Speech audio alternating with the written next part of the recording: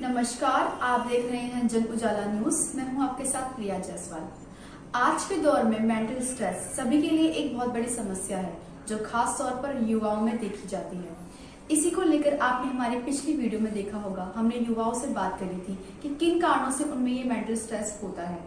इसी कड़ी में हमारे जन उजाला संवाददाता आंचल और शिवलोक तिवारी ने बात करी है डीएवी पीजी कॉलेज की साइकोलॉजी की प्रोफेसर डॉक्टर प्रगति बर्थवाल और एमकेपी पीजी कॉलेज की साइकोलॉजी की HOD professor doctor Anuradha Sharma से। आइए देखिए हमारी ये वीडियो।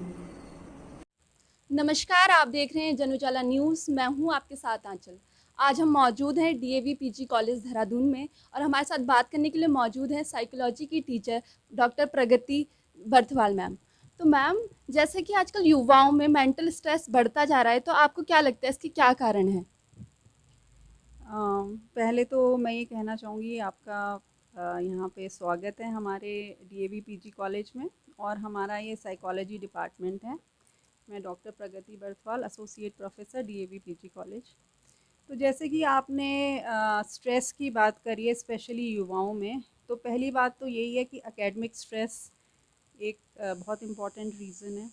दूसरी चीज़ ये है कि आजकल जो सिचुएशन है उसमें, क्योंकि जॉब मार्केट एक तरह का बहुत कंस्ट्रेंड है, जो जॉब की अपॉर्चुनिटीज़ हैं बच्चों के लिए वो बहुत लिमिटेड होती जा रही हैं। तो उस वजह से भी because of too much of unemployment, जो स्टूडेंट्स हैं they are really worried about their future कि हमें जॉब मिलेगी भी नहीं, और जो हम एजुकेशनल कोर्सेज़ में जो हमने एनरोल किया है उसका कुछ फ़ायदा होगा कि नहीं, है ना। So all those thing, those uncertainty, the kind of academic stress, the huge amount of competition, लोगों के बच्चों के बीच में जो कंपटीशन है, because when even if you are scoring above 90%, still it's not good enough. And then parental expectations भी बहुत ज़्यादा हो गई हैं, because we are always comparing our children with other, कि भाई उसने इतने मार्क्स लाए, आपने क्यों नहीं लाए। So all those factors they are contributing to immense academic stress and stress in general. And along with this, आजकल क्या है, सोशल मीडिया का ज़माना है। तो सोशल मीडिया का जो एक तरह का इंफॉर्मेशन ओवरलोड है, all the time you are being bombarded with so much of information, and then you have to project a kind of image। आपको एक इमेज बना के रखनी है सोशल मीडिया में, चाहे वो आपका फेसबुक हो, इंस्टाग्राम हो, तो you have to appear appealing in front of your friends and other people. So उसका भी बहुत ज़्यादा स्ट्रेस है। एंड चाहे वो साइबर बुलिंग हो, चाहे ये एक तरह का प्रेशर हो, पीयर प्रेशर, जिसमें you have to appear very like presentable all the time, the number of likes you get and all that stuff. So these things become very very stressful and it। तो ma'am, जैसा आपने बोला कि parents मतलब बहुत उम्मीद लगा लेते हैं अपने बच्चे से पढ़ाई को लेकर, उनकी जॉब्स को लेकर, तो आपको क्या लगता है पेरेंट्स कैसे मदद कर सकते हैं बच्चों की इसको? पहली चीज़ तो ये है कि सबसे इम्पॉर्टेंट है कि अगर आपको किसी की मदद करनी है तो पहले आपको अपनी खुद की मदद करनी पड़ेगी। पेरेंट्स के अंदर खुद इतना स्ट्रेस है तो उनको ये नहीं पता है कि हम अपने स्ट्रेस को कैसे मैनेज करें। तो पहले चीज़ तो होता है कि that you will lead by example, you will set an example for your children कि भाई हम किस तरह से अपने स्ट्रेस को मैनेज कर रहे हैं।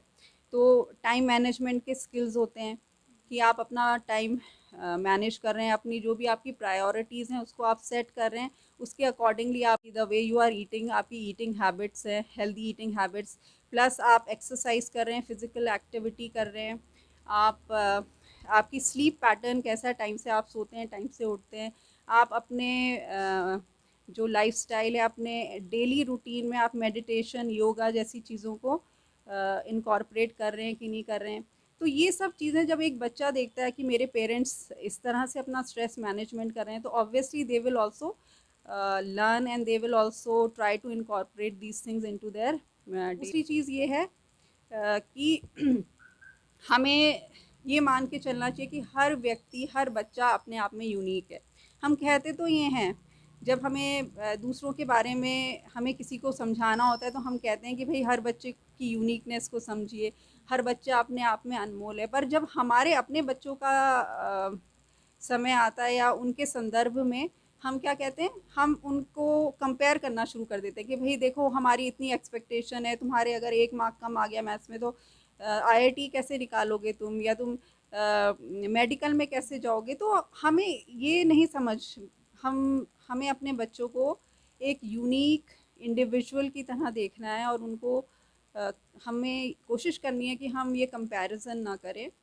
मैम आपको मतलब आप क्या तरीके सोचती हैं कि इनसे स्ट्रेस कम हो सकता है बच्चों पे? मतलब बहुत ज़्यादा स्ट्रेस लग गए हैं बच्चे अपनी पढ़ाई को लेकर, जॉब्स को लेकर, उनकी पर्सनल लाइफ भी है, फिर आपने जैसे बोला सोशल मीडिया बहुत इफ़ेक्ट करता है उनकी लाइफ को, तो कैसे कम कर सकते हैं इसको? पहली चीज़ तो ये है कि हमारा जो करिकुलम है उसी में ये जो स्ट्रेस मैनेजमेंट के हमारे तरीके हैं, है ना।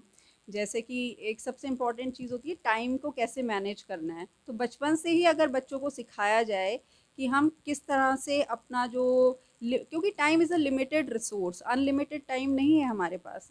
तो इस लिमिटेड रिसोर्स को हम कैसे अलोकेट करें, सो दैट जो हमारे लिए सबसे ज़्यादा अर्जेंट चीज़ है हम उसको पहले ध्यान दें, और फिर उसके बाद हम उसी हिसाब से एज़ पर द प्रायोरिटी हम चीज़ों, क्योंकि हमें हर चीज़ के लिए टाइम निकालना है।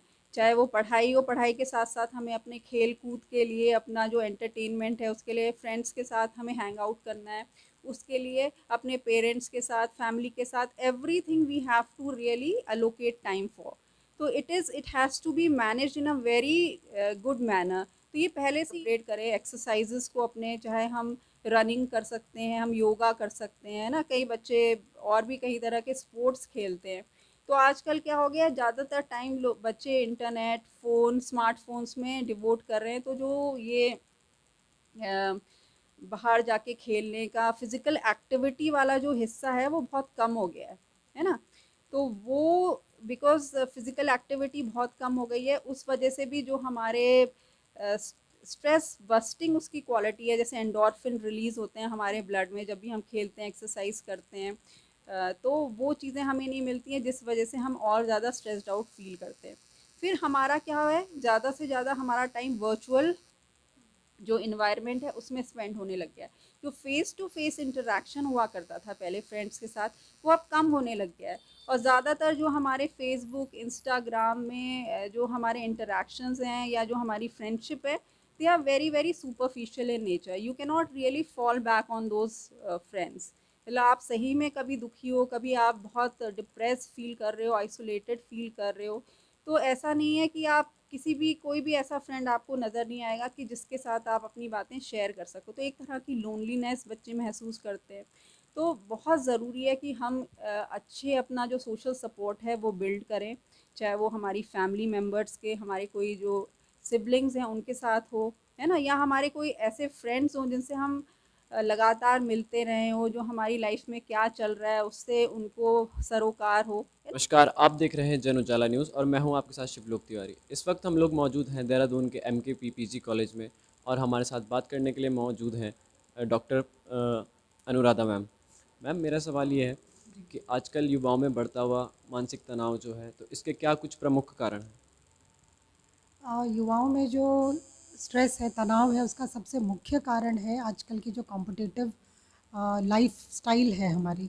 और वो कॉम्पिटिटिव लाइफस्टाइल चाहे हम जॉब के प्रकार से शुरू करें, पैसे से शुरू करें, देखने जो हमारा आउटलुक जिस तरह से हम दिखते हैं, या हमारे पास संसाधन कितने हम जुटा पाए हैं, ये सब के सब एक कंपटीशन देते हैं हम एक दूसरे को। ये सबसे बड़ा कारण है हमारे युवाओं के बीच में स्ट्रेस का।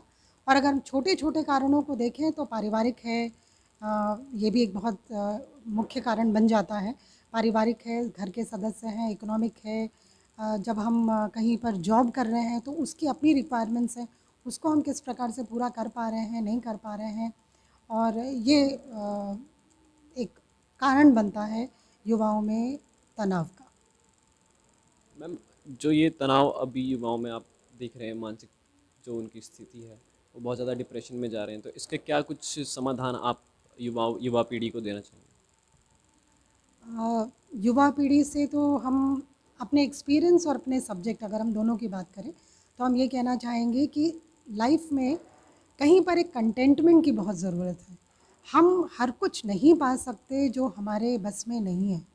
हम अपने एक लिमिटेड रिसोर्सेज में रहते हैं, हमारी अपनी काबिलियत की भी एक लिमिटेशन है। जब हम उससे ज़्यादा की उम्मीद करते हैं तब हम तनाव में आते हैं और तब हम परेशान होते हैं।